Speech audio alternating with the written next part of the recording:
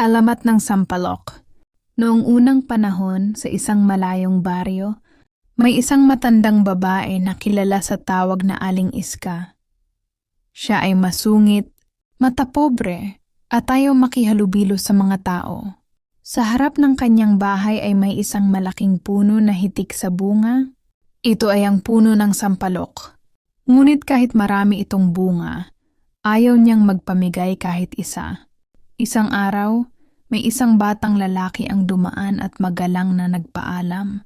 Aling Iska, pwede po bang humingi ng kahit isang pirasong bunga ng sampalok? Gagamiting gamot po ng aking ina.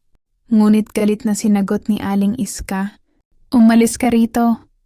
Hindi ako namimigay ng prutas, lalo na sa mga pulubi. Malungkot na umalis ang bata.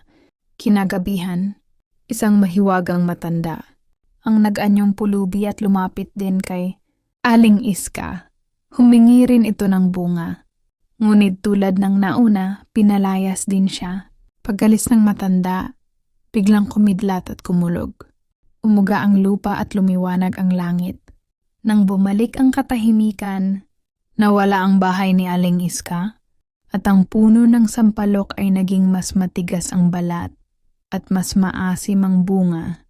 Sinasabing isinumpa ng diwata ang puno upang magsilbing aral.